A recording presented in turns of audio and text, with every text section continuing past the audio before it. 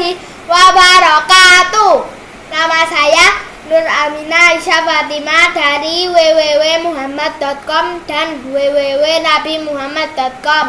Hari ini saya akan membacakan kisah untuk anak-anak yang berjudul Lelaki yang Membunuh 99 Orang yang dibuat oleh N. Hadijah dan diterjemahkan ke bahasa Indonesia oleh Aisyah Nadria. Pada zaman dahulu ada sebuah kota yang penuh dengan orang-orang berkelakuan buruk. Banyak orang berbuat kejahatan di mana-mana. Mereka mencuri, berbohong, menipu, dan membunuh. Itulah jenis kota buruk yang dicintai setan. Hidup seorang lelaki yang terkenal paling kejam di kota itu. Dia tidak pernah berpikir panjang untuk membunuh siapapun yang menyakitinya. Kapan saja orang-orang melihatnya, mereka segera lari darinya. Mereka yang melihatnya di pasar akan lari tertunga-tunga dengan menjauhinya dan bersembunyi darinya, sebab mereka tahu dia membunuh 99 orang dan mereka tidak ingin menjadi korban berikutnya. Suatu hari lelaki itu berpikir tentang kelakuannya selama ini. Sejujurnya dia tidak suka dengan kelakuannya selama ini. Dia tahu apa yang telah dilakukannya adalah salah. Dia ingin memulai hidupnya kembali. Tapi keinginan itu hanya disimpan di hatinya, jauh di dalam lubuk hatinya. Sebenarnya dia tahu ada Tuhan yang menciptakan segala sesuatu. Dia teringat ketika di masa kecilnya mendengar seseorang mengatakan bahwa ada Tuhan bernama Allah yang Maha Mengasihi dan Mengampuni. Dia sadar dosa yang telah dilakukan selama ini sangat banyak, namun dia sangat menyesalinya. Dia bertanya pada dirinya sendiri, apa mungkin Allah akan memaafkanku yang telah membunuh banyak orang? Dia terus bertanya pada dirinya sendiri dengan pertanyaan itu, hingga dia merasa tidak ada jalan lain kecuali mencari orang yang bijaksana dan bertanya padanya. Sekarang setan sangat marah karena lelaki itu yang telah berhasil diperdayainya selama bertahun-tahun ingin tak bertaubat. Setan lalu membisikkannya sambil mengatakan apa yang akan dipikirkan penduduk kota jika mereka tahu dia berubah. Dia yang selama ini ditakuti orang mungkin akan disepelekan dan ditertawakan jika mereka tahu dia jadi orang baik.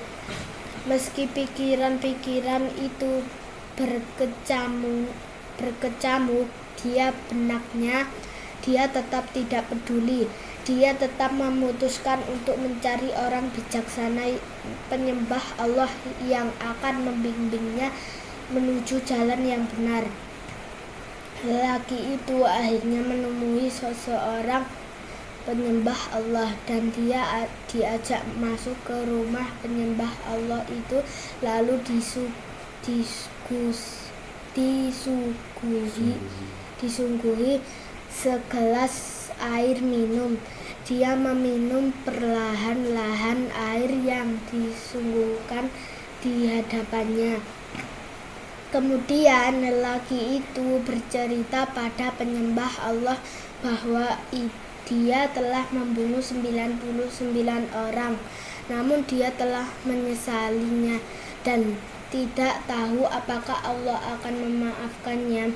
Penyembah Allah itu memandangnya, berpikir sesaat sambil menggeleng-geleng lalu berkata, "Tidak." Setan bertepuk tangan kegirangan saat lelaki pembunuh itu marah mendengar jawaban pria penyembah Allah dan lalu membunuhnya. Kini lelaki pembunuh itu berusaha lagi mencari penyembah Allah dan dia menemukan seorang pria tua yang lebih bijaksana dan pengetahuan. Lelaki pembunuh itu lalu menceritakan perbuatannya selama ini dan bertanya, apakah mungkin Allah akan menerima taubatnya? Pria itu menjawab, iya, dia akan menerima taubatmu. Tapi kamu harus benar-benar yakin bahwa tidak ada Tuhan selain Allah.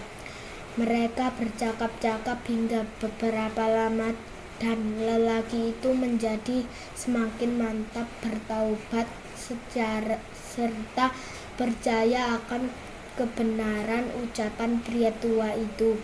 Pria tua penyembah Allah itu senang melihat lelaki itu mau bertaubat dan berkata, sekarang kamu telah berfirman, sebaiknya kamu jangan lagi tinggal di kota jahat itu meski untuk sesaat.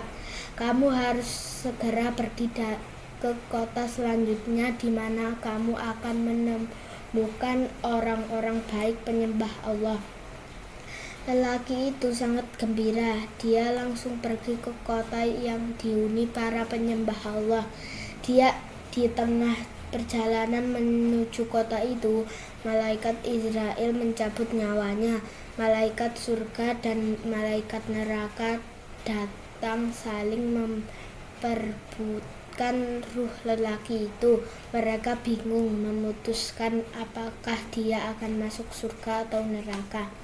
Malaikat neraka mengatakan pada malaikat surga bahwa lelaki itu terlalu banyak berbuat kejahatan di sepanjang hidupnya, jadi dia berhak mengambil ruhnya. Malaikat surga tidak mau kalah.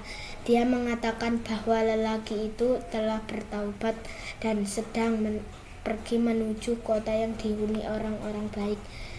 Kedua malaikat tidak bisa memutuskan siapa yang akan mengambil ruh lelaki pembunuh, apakah malaikat surga yang berhak atau malaikat neraka.